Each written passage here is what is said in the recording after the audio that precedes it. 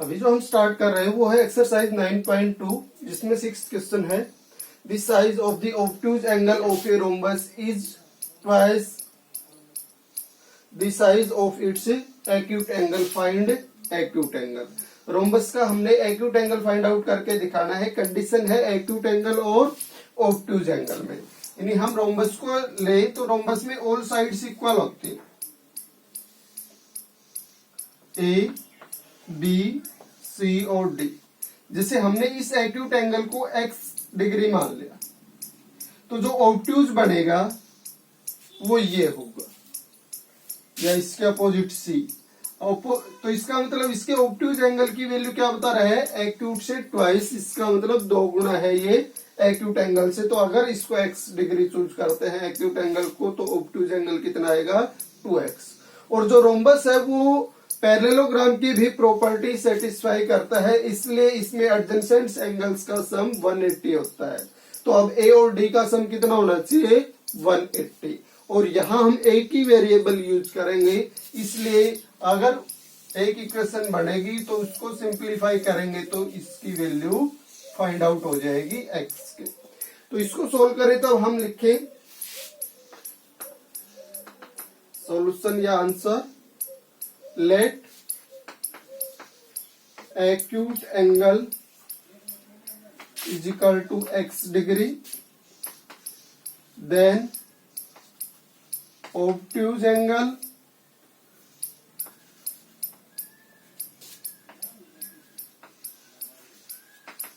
to x degree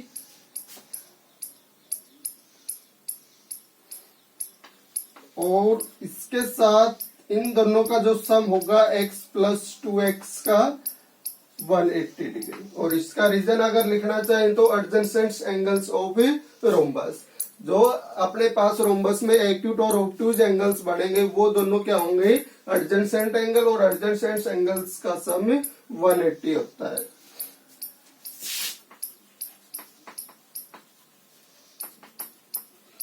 angles of rhombus या parallelogram, इसका मतलब अगर ये अपने पास पैरेललोग्राम दे रखा होता तो भी यही कंडीशन लगनी थी इसमें। ये हो गया, ऐड करने से 3x इज इक्वल टू 180 और दिस इंप्लाइज x की वैल्यू निकालेंगे तो 3 मल्टीप्लाई वाला डिवाइड में आ जाएगा। और जब 3 180 को डिवाइड करेगा तो x की वैल्यू कितनी आएगी इसमें 60 डिग्री। और x को क्या मानना था हमने एक्यूट एंगल। इसका मतलब इस रोम्बस में जो एक्यूट एंगल होगा वो होगा 60 डिग्री।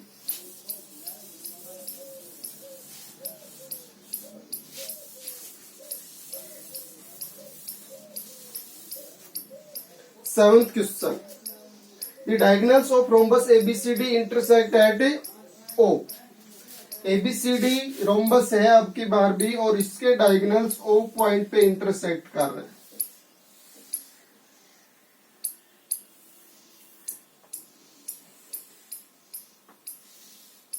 ए बी सी और डी। डायगोनल कौन से होंगे एसी और बीडी, ये इसके डायगोनल से इंटरसेक्ट कर रहे हैं किस पॉइंट पे ओ पे। If AC is equal to 12, यानी फर्स्ट डायगोनल की जो वैल्यू है वो 12 है एंड बीडी 16, दूसरे डायगोनल की वैल्यू 16 है। Find the length of its side. हमें पता है रोम्बस की प्रॉपर्टीज के अकॉर्डिंग इसमें all sides equal, diagonals bisect at right angle. इसका मतलब डायगोनल्स का इंटरसेक्शन जहां बनेगा वहां 90 डिग्री एंगल आएगा, ये 90 का साइन होता है।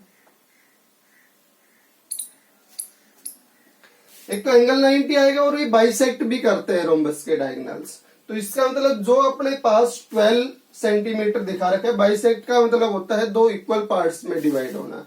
तो एसी अगर 12 बनेगा तो 12 2 इक्वल पार्ट्स में डिवाइड होगा तो 6 और 6। इसका मतलब ए से ओ तक 6 बनेगा ये, और ओ से सी तक भी 6।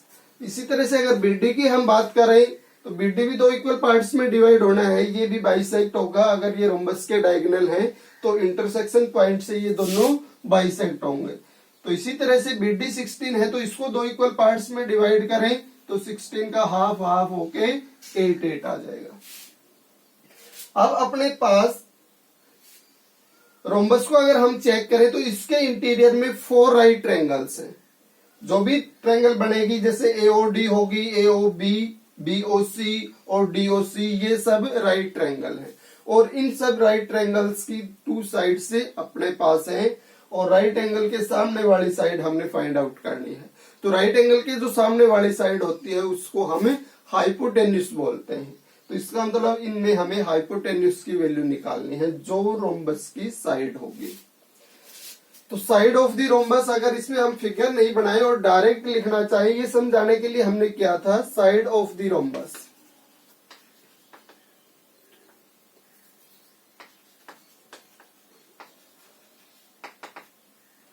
तो इसमें अगर हम अब यहां से अगर इसको सोल्व करेंगे तो अगर राइट ट्रायंगल में हमने हाइपोटेन्यूस निकालना है तो हाइपोटेन्यूस का स्क्वायर किसके बराबर आएगा, base square plus perpendicular square. इसका मतलब राइट एंगल के साथ जो साइड्स है वो बेस और परपेंडिकुलर का काम कर रही है। इसका मतलब 8 का स्क्वायर प्लस 6 का स्क्वायर, ये हाइपोटेन्यूस का स्क्वायर बनता है।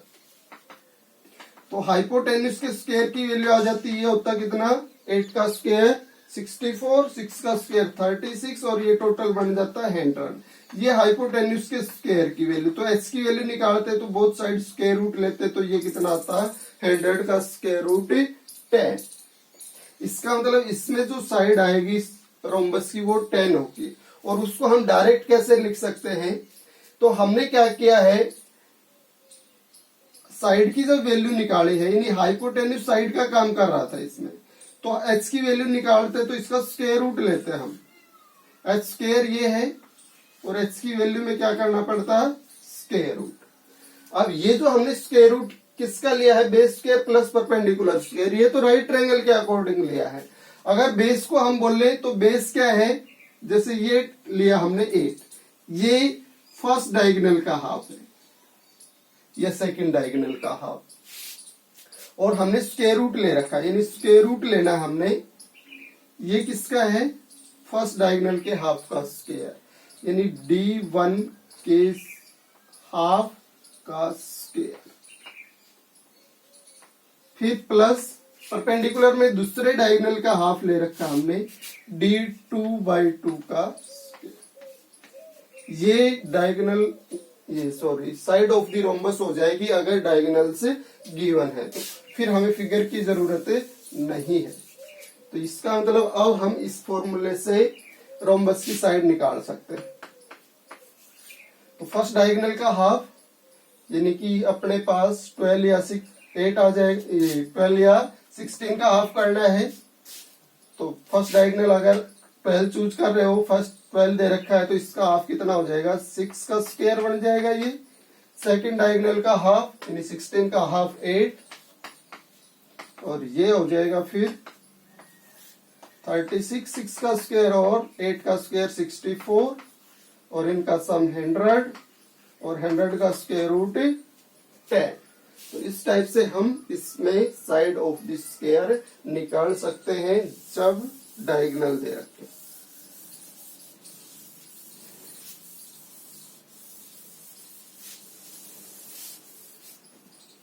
8th question. If the length of one side of a rhombus is equal to the length of a one of its diagonal, जो अपने पास रोम्बस की एक साइड है वो उसके if length of one side of a rhombus is equal to length of one its diagonal, यानी rhombus की side और डायगोनल इक्वल दिखा रखे हैं। Find the angles of the rhombus, rhombus के एंगल्स निकालने हमने। गिवन के अकॉर्डिंग रोम्बस ये A, B, C, D is a rhombus. Condition है इसमें कि जैसे हमने मान लिया AC डायगोनल इक्वल है इसकी एक साइड के, AC is equal to 80। Square में all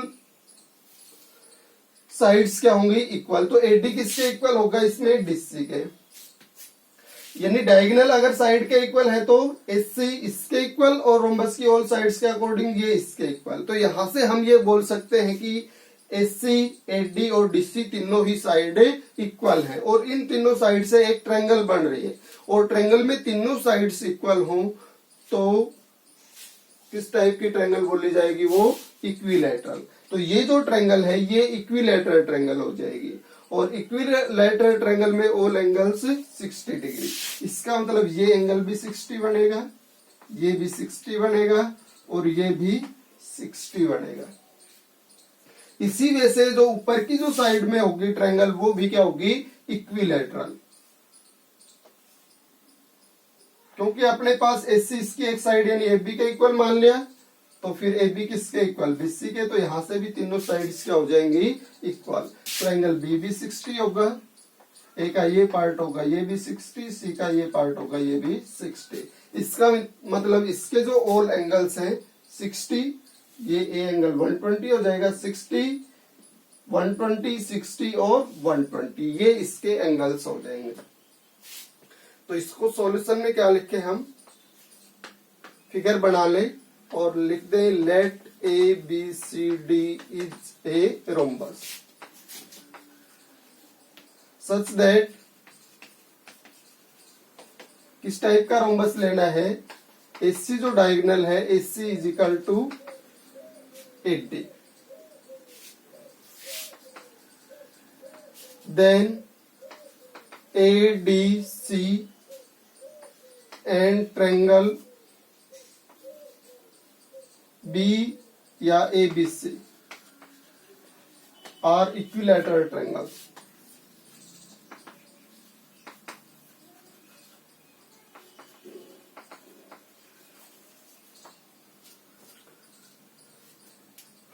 So angle D is equal to 60। First angle ADC की बात करें, इन ट्रायंगल ADC एंगल D is equal to 60। A पे जो बनेगा उसको DAC is equal to 60 और इस ट्रायंगल में जो C पे बनेगा उसको DCA, ये जो angle DCA is equal to 60 and दूसरी ट्रायंगल इन ट्रायंगल ABC इसमें एंगल B जो है वो 60 डिग्री। हम इनको 3 पॉइंट से और इसको सिंगल पॉइंट से क्यों डिसाइड कर रहे हैं? क्योंकि यहाँ पे अपने पास C पॉइंट पे 1, 2 और कंप्लीट C 3 एंगल्स है, इसलिए हमें इसको 3 पॉइंट से डिनोट करना पड़ रहा है कि हम किस एंगल की बात कर रहे हैं। यहाँ DAC का मतलब हुआ डी से स्टार्ट लिया हमने, डी से स्टार्ट ए की साइड में गए और ए पे एंगल बन के और फिर सी की साइड में आना है, इसका मतलब फिक्स हो गया ये एंगल। तो इसलिए अगर किसी एक पॉइंट पे एक से ज्यादा एंगल्स बनते हैं तब हम उसको 3 पॉइंट से डिनोट करना जरूरी हो जाता है और अगर किसी पॉइंट पे एक ही एंगल बन रहा है तो उसको आप सिंगल पॉइंट से भी डिनोट कर सकते हैं। तो इस एंगल में एबीसी में एंगल बी 60 हो जाएगा क्योंकि बी पे एक ही एंगल है, तो इसमें हमें कंफ्यूज होने की कोई जरूरत नहीं कि हम किस एंगल की बात कर रहे हैं। यहाँ ए पे 2-3 एंगल्स बन रहे हैं कंप्लीट और ऊपर और नीचे ए के पार्ट्स बन रहे हैं, तो इसलिए हमें इसके नाम देने जरूरी है। तो इन ट्रायंगल ए बी सी इसमें जो ए पे जो एंगल बनेगा उसको BAC लिख सकते हैं, ये भी 60 आ जाएगा और सी पे बनेगा वो BCA। ट्रायंगल ABC की बात कर रहे हैं यानी इस एंगल की और इस एंगल की। तो अब हम लिखें किसके? Now angles of rhombus.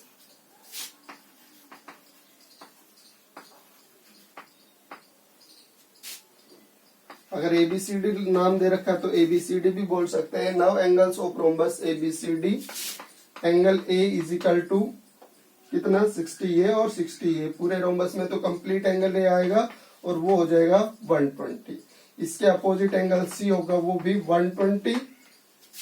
Angle B 60 degree और इसके अपोजिट D एंगल है वो भी 60 डिग्री।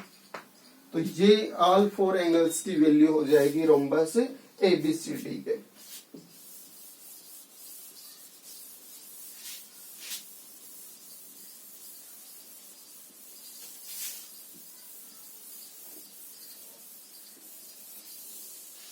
क्वेश्चन नंबर 9 है, इसमें फिगर दिखा रखा है। In figure PQRS is a square. अब की बार रोम्बस की बजाय PQRS को स्क्वायर दिया है। And PQTU is a rhombus. और एक और जो क्वाड्रिलेटरल है इसके साथ PQTU वो रोम्बस है।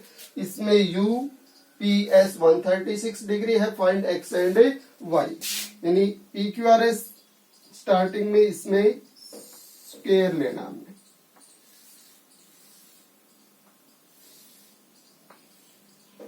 PQRS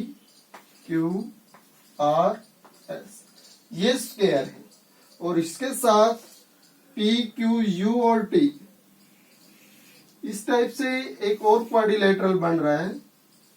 ये है रोम्बस और इस टाइप से इसने ज्वाइन करवा के और ये इसका फिगर दिखा रखा है बुक में।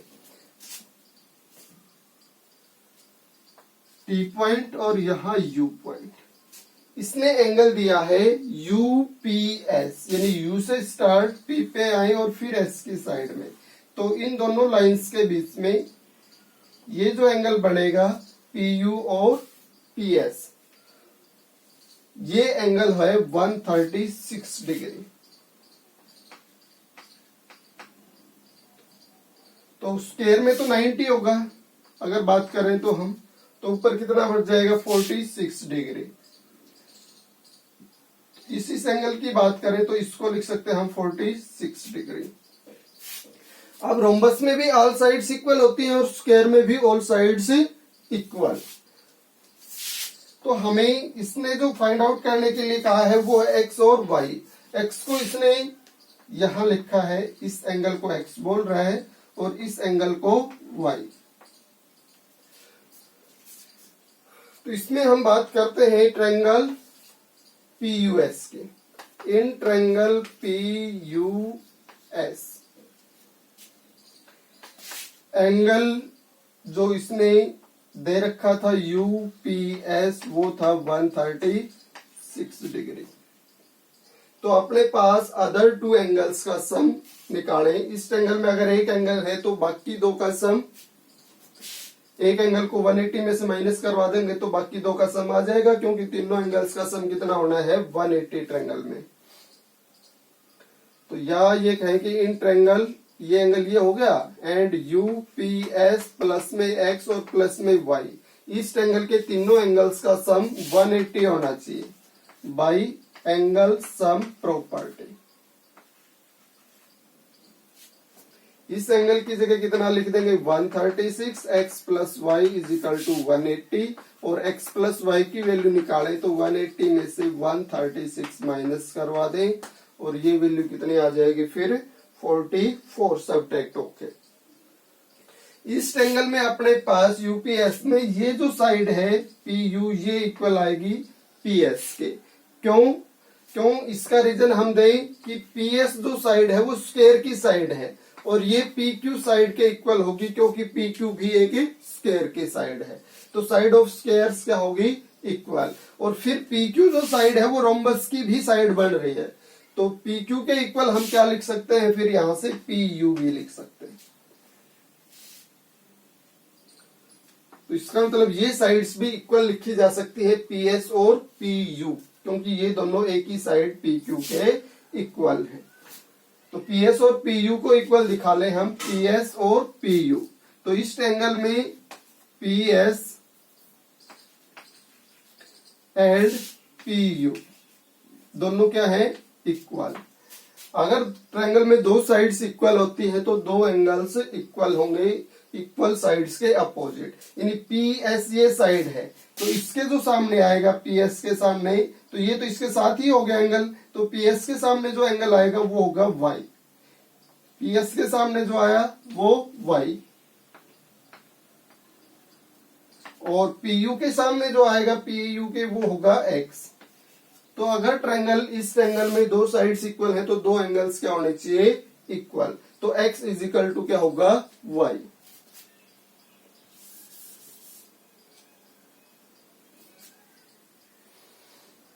तो इसका मतलब जिन दो एंगल्स का सम हम 44 दिखा रहे हैं, X plus Y is equal to 44, वो दोनों क्या है इक्वल। तो इसका मतलब 44 दो इक्वल पार्ट्स में डिवाइड हो जाएगा जब ईच एंगल की वैल्यू निकाली जाएगी, यानी एक्स की और वाई की ईच की वैल्यू निकालेंगे तो 44 दो इक्वल पार्ट्स में डिवाइड हो जाएगा। This implies x is equal to y is equal to 44/2। ऐसा क्यों हुआ? क्योंकि जिनका सम कर रहे थे दोनों क्या थे? इक्वल, तो जो सम है वो दो इक्वल पार्ट्स में डिवाइड होना था।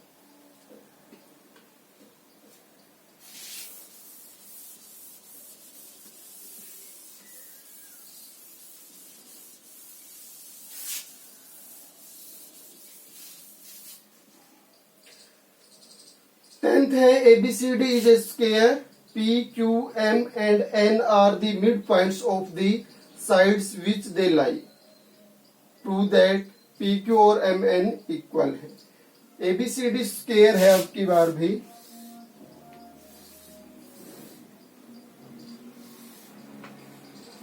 A, B, C, D is a square. P, Q, M and N are midpoints of the sides which they lie. जहां ये लाई करेंगे P, Q, M और N, तो P इसने दिखा रखा है AD साइड पे, तो AD साइड का मिड पॉइंट है P, इसका मतलब Q दिखा रखा है DC पे, इसका मतलब Q मिड पॉइंट हुआ DC का, और ये साइड होगी PQ। इसको इक्वल दिखाना है MN, M मिड पॉइंट है AB का और N मिड पॉइंट है BC का, तो यहां से ये साइड बन गई MN। इन दोनों को क्या दिखाना हमने? इक्वल। तो गिवन के according ABCD is a square,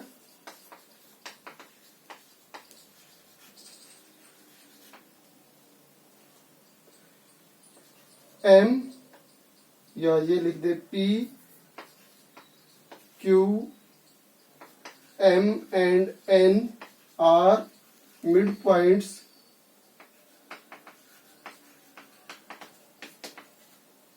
of P mid point है AD का, AD, Q है DC का, DC, M है AB का एंड N बच गया BC का रिस्पेक्टिवली।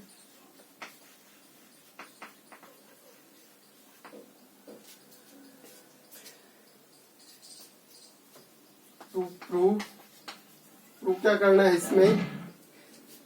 जिस चीज में हमें प्रूव करना होता है वो एक थ्योरेटिकल पोर्शन बनता है और उसको हम 3 पार्ट्स में कन्वर्ट करके सोल्व करते हैं। यानी गिवन क्वेश्चन ने जो बताया है वो टू प्रूव जो हमने प्रूव करके दिखाना है PQ is equal to MN, और फिर इसका प्रूफ।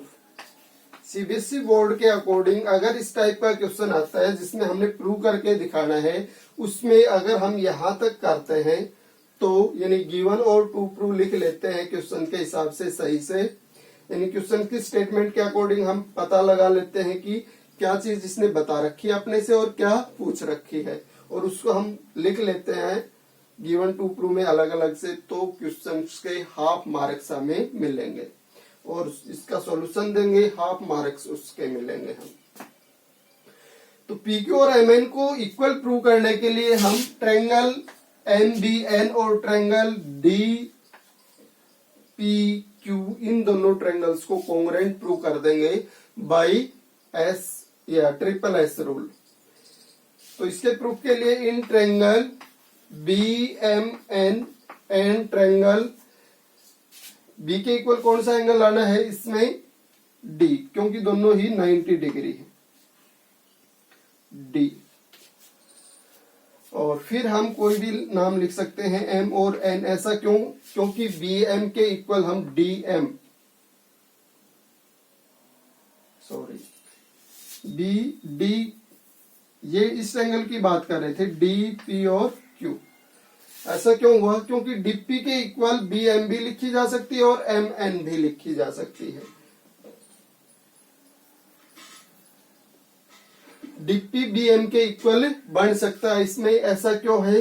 DP BM के इक्वल क्यों बन सकता है? इसका रीजन हम दें तो पहले पॉइंट B आया था इसमें, तो B के इक्वल D हो गया। फिर दूसरा पॉइंट M था, तो इससे बी एम साइड बन गई, और बी एम साइड हम किसके इक्वल बता रहे हैं, डीपी के इक्वल हम लिख सकते हैं। तो यहाँ से कोरस्पोंडिंग पार्ट्स इक्वल बन रहे हैं, तो इस टाइप से हम इन दोनों ट्रायंगल्स का नाम लिख सकते हैं। क्योंकि जब हम ट्रायंगल्स को कॉन्ग्रुएंट प्रूव करते हैं तो कोरस्पोंडिंग पार्ट्स इक्वल होने चाहिए, यानी जिस हिसाब से नाम लिख रखा है उसके अकॉर्डिंग ही पार्ट्स इक्वल होने चाहिए। तो पहले बी एम बना है तो इसमें डीपी बना है, तो बी एम डी पी के ही इक्वल होना चाहिए, एम एन पी क्यू के ही इक्वल होना चाहिए, बी एन डी क्यू के ही इक्वल होना चाहिए। तो इसका बी एम इक्वल हो डीपी के, इसका रीजन हम देंगे। इसमें बी एम डीपी के इक्वल है, बी एम को हम हाफ ऑफ ए बी लिख सकते हैं, B M is equal to half of A B, क्योंकि एम मिड पॉइंट था अपने पास ए बी का, तो ए बी दो इक्वल पार्ट्स में डिवाइड होती है और ईच पार्ट कंप्लीट के हाफ के इक्वल। इसी तरह से जो डीपी है अपने पास उसमें पी मिड पॉइंट है ए डी का, तो जो डीपी बनेगी वो हाफ ऑफ ए डी बनेगी, और ए बी और ए डी दोनों क्या है, इक्वल। इसका मतलब अगर हम इन दोनों की वैल्यू, यदि इसकी स्क्वायर की साइड कोई भी हम डिसाइड कर लेते हैं, मान लिया 10 सेंटीमीटर बनती है, तो ये 10 का हाफ, ये भी 5, ये भी 10 बनेगी स्क्वायर की साइड, तो इसका मतलब ये भी 5, तो दोनों क्या आएंगी, इक्वल। इसका मतलब ए बी और ए डी इक्वल है, तो इनके हाफ भी क्या होंगे, इक्वल। तो अगर ये ए बी और ए डी इक्वल थे तो इनके हाफ भी क्या हुए, इक्वल। तो जो राइट साइड में जो चीजें हमने लिखी हैं वो क्या है, इक्वल, और जो चीजें एक ही चीज के इक्वल होती है वो आपस में इक्वल, इसलिए बी एम और डीपी भी क्या लिखी जा सकती है, इक्वल। तो इसका रीजन ये हमने दे दिया। इसके बाद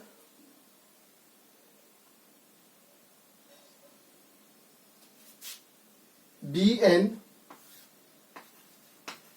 इक्वल लिख सकते हैं डी क्यू के, इसी वजह से बी एन को किसका हाफ लिख सकते हैं हम, बीसी का, और डी क्यू जो है वो हाफ ऑफ डिस्सी, और बीसी और डिस्सी इक्वल है तो इनके हाफ भी क्या हो गए, इक्वल। इसलिए राइट साइड में जो चीजें हैं वो इक्वल है, तो लेफ्ट साइड वाले भी क्या हो जाएंगे, इक्वल। बच गया अपने पास ये एंगल 90 हो सकता है, या ये कहें कि दो ट्रायंगल्स को जब हम कॉन्ग्रुएंट प्रूव करते हैं तो दो साइड्स जब यूज हो तो उसके बीच का एंगल हमें लेना होता है। दो साइड्स और इंक्लूडेड एंगल बोलते हैं उसको, SAS रूल।